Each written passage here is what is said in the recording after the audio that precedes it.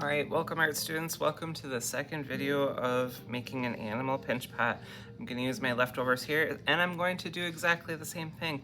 I'm going to squish it into a ball, get any air bubbles out, back and forth, back and forth. I don't want to work with this too long in my hands because the moisture will actually leave the clay and get soaked through your skin barrier into your body. It's true, it's what happens.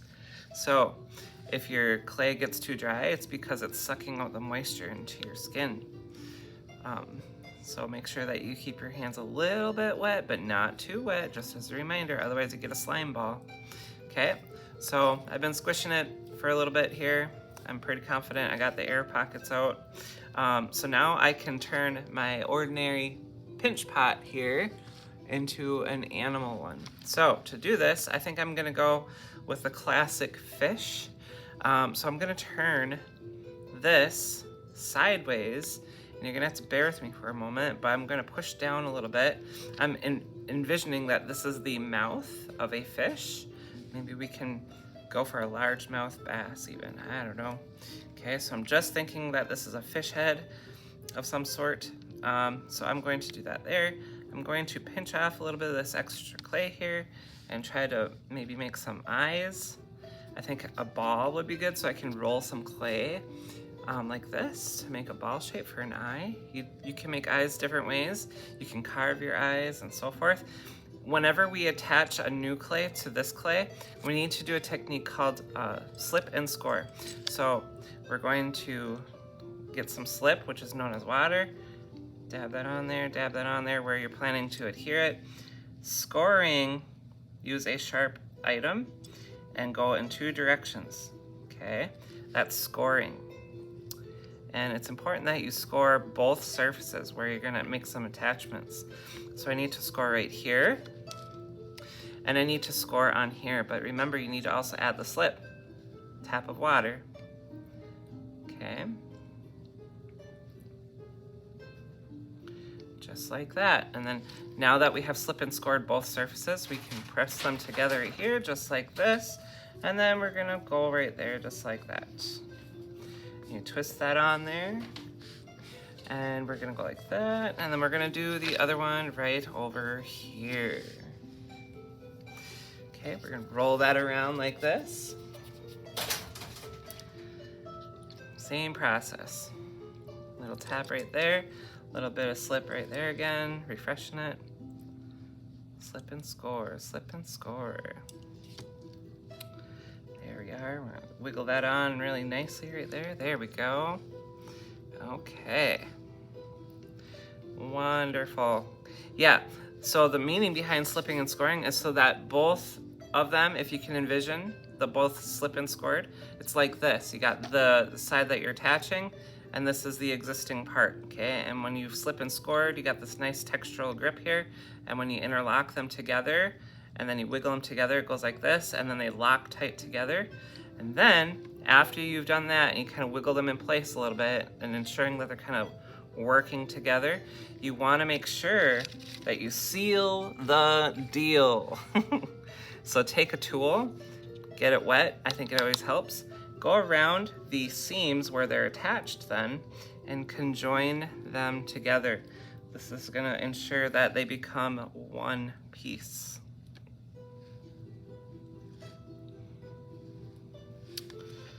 So going around the cracks and crevices all the way around is going to make sure that it stays together.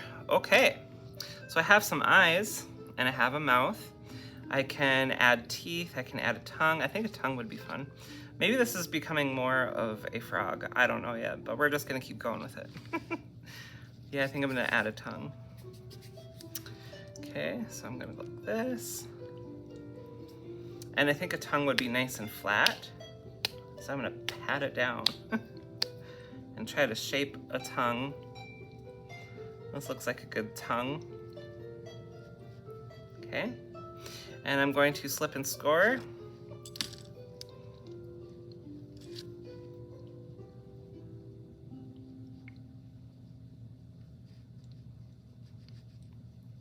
Here's this surface.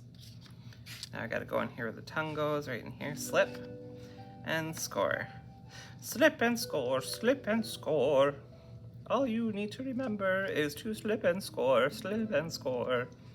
Sorry for the unannounced singing. My coffee this morning has me in quite a mood. Okay, I'm put my tongue in there. Both are slipped and scored. I'm gonna press and wiggle them together, kind of pressing them together, locking them in. There's a nice tongue. Okay, then I'm gonna seal the deal. I'm gonna run alongside these crevices where they meet with my tool so that they become one piece. And I'm going to do a little bit of tool carving here now. I'm going to press down. There we go. I have a fun line right there going on the tongue for texture. And then I'm going to create an eye shape by kind of pressing down in. You can get some of your details like this. Okay, you can smooth it out with your finger maybe. There we go. All right, that's pretty basic. I think I could also add some additional texture and details. I still have some clay here to play around with. I think I'm going to, what should I do here? See, if I had sketched my plan out, I would have already known what to do. I'm kind of going with the flow here today. I think these could be some eyebrows. Let's give this dude some eyebrows. Okay, so I'm doing a technique right now called rolling a coil. You can roll coil through your hands like I just did. You can roll it on the table, like so. That's another way you can roll your coil. All right. And I'm going to do some slip and scoring here.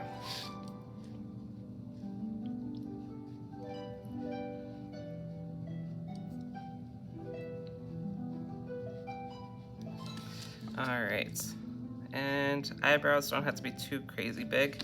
About that size, I like to be equal about. Okay, then I'm going to slip and score my eyebrow now.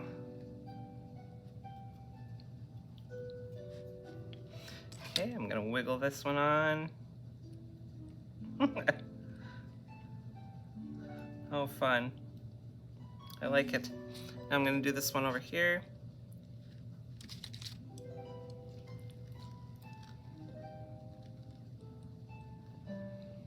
Such a great way to have a morning. Okay, I'll place this one on here. Ta-da!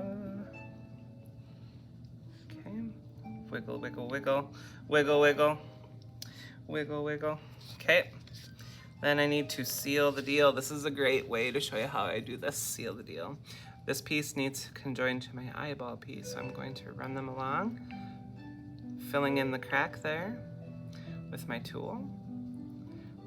This merges them together, it unifies them as one piece. And the eyebrows, let's give it texture. We can make it look hairy, even though I know frogs don't have hairy eyebrows. It's just a fun feature I added. And we can give this frog duder, usually frogs have longer tongues, don't they? Now here's the thing, if you make a spindly, meaning a thin or a really small piece that extends out from your clay, it risks the chance of breaking. So I'm gonna make a tongue extension here. Okay, and I'm slipping and scoring. Touch a slip there. Slipping and scoring, slipping and scoring. Okay, and I'm gonna do that there. Okay, good deal. All right. We got those two together. Good deal. Okay, and then really pressing them together. Wow, that's quite the tongue. Okay, and we're gonna curve it upwards, and I like to curve it upwards and pointing in front of himself, just for funny sake. And then I'm going to pinch off a bit of this, and I'm going to try and turn this into a fly. That sounds like fun. Now I'm just having fun with details. Okay. So I'm just gonna attach a little ball here to the tip of his tongue and try to turn it into a fly of some sort. Oh, wiggle, wiggle, wiggle. Then I need to seal the deal.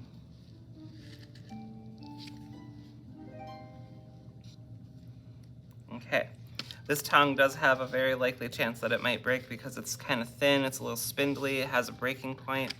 The breaking point that I'd be concerned about would be right down here. If it were going to ever break, it probably would be right here. But because I pointed it upwards and it's kind of close to, and it's not really hanging out too far, it might survive.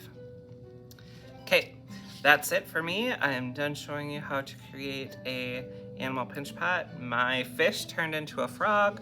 I don't know how that happened, but that's okay. We just went with the flow. Maybe that'll be your approach. Go with the flow or go with a well thought out plan. All right, I'll see you all later. Have a great day.